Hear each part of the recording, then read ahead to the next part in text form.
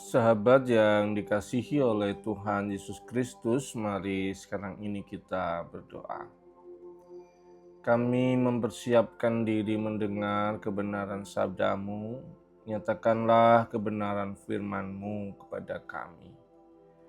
Kami mohon dalam nama Bapa, Putra, dan Roh Kudus. Amin. Sabda Tuhan terambil dari Mazmur 40 ayat yang kelima.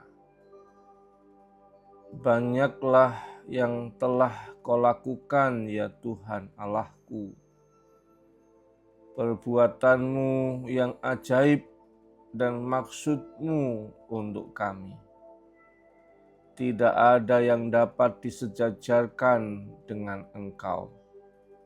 Aku mau memberitakan dan mengatakannya, tetapi terlalu besar jumlahnya untuk dihitung. Sahabat yang dikasihi oleh Tuhan Yesus Kristus, konteks bacaan kita adalah Daud sebagai pemazmur yang merasa baru saja ditarik keluar dari lubang kebinasaan. Itu ada di ayat yang kedua.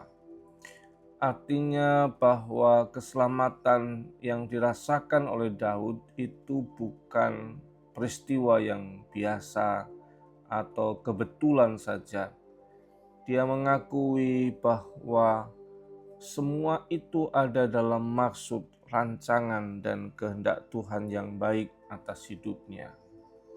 Sehingga dia mengakui bahwa banyak hal yang Tuhan sudah kerjakan. Bahkan lebih banyak lagi maksud atau dalam bahasa Ibrani, rancangan-rancangan Tuhan bagi manusia. Maka kita boleh belajar yang pertama adalah hidup kita ini berada dalam rancangan Tuhan, bukan sebuah kebetulan.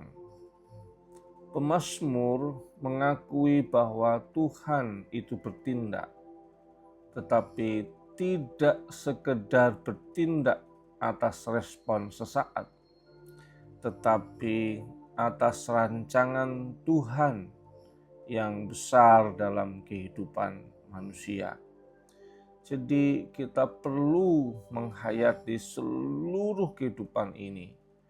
Ada Allah yang bertindak dan ada rancangan Tuhan yang lebih besar dari itu semua.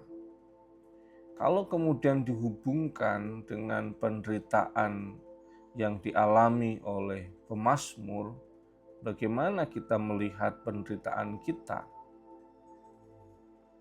Saya sedang mempersiapkan liturgi untuk Jumat Agung dan saya menemukan soal salib karena ada 3 yang disalib waktu teks itu kita bisa baca.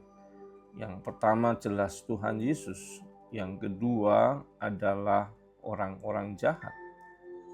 Ada salib yang diterima oleh orang.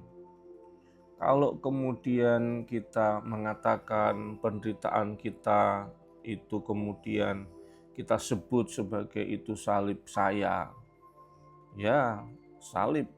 Pertanyaannya, apakah itu yang dimaksudkan dengan Tuhan Yesus yang mengatakan, barang siapa yang mengikut aku dan memikul salibnya? Apakah itu yang dimaksudkan? Tidak. Salib yang dimaksudkan oleh Yesus adalah penderitaan yang harus kita tanggung untuk sesuatu yang lebih besar dari kita.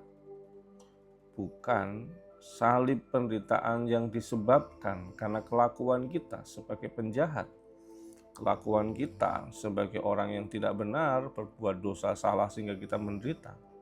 Sama sekali berbeda.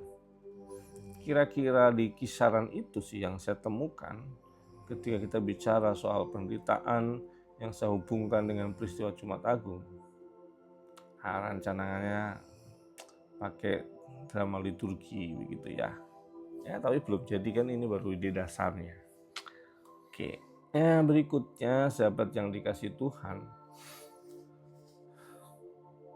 Karya Allah itu jauh lebih besar dari apa yang kita sadari. Kenapa? Karena kita baru ngalami sendiri atas peristiwa yang kita hidupi, atas keadaan yang kita harus alami dan kita harus jalani. Kita tidak pernah bisa menyelami seluruhnya, bahkan peristiwa itu sendiri. Apalagi atas rancangan-rancangan Allah yang sama sekali kita tidak tahu. Maka kita perlu menyadari dengan sungguh-sungguh. Yang pertama adalah keterbatasan perspektif kita atas keadaan yang kita sedang hadapi. Yang kedua, kita sama sekali tidak tahu rancangan Allah yang besar dalam hidup kita. Kalau seperti itu, apa yang harus kita jalani? Apa yang harus kita mengerti? Apa yang harus kita sadari sebagai pegangan? Yang pertama saya usulkan, kita sedang berpegang kepada Allah yang baik. Maka seluruh peristiwa dan rancangannya pasti baik buat kita. Jangan terkecoh dengan bentuk keadaan, penderitaan, dan macam-macamnya. Pegang saja Allah yang baik, pegang saja perbuatannya, pegang saja rancangannya. Itu pasti baik buat kita. Hal yang kedua, saat kita merasa berjalan sendirian, ingat ada Tuhan persis di balik layar sedang bersama dengan kita. Maka jalani penuh dengan pengharapan. Kiranya Tuhan menolong, menyertai kita menjalani hidup ini. Tuhan Yesus memberkati. Mari kita berdoa. Bapa kami yang di surga, dikuduskanlah namamu, datanglah kerajaan-Mu, jadilah kehendak-Mu di bumi seperti di surga. Berikanlah kami pada hari ini makanan kami yang secukupnya. Dan ampunilah kami akan kesalahan kami, seperti kami juga mengampun yang bersalah pada kami. Dan jangan hamba kami dalam percobaan, tapi lepaskanlah kami daripada yang jahat.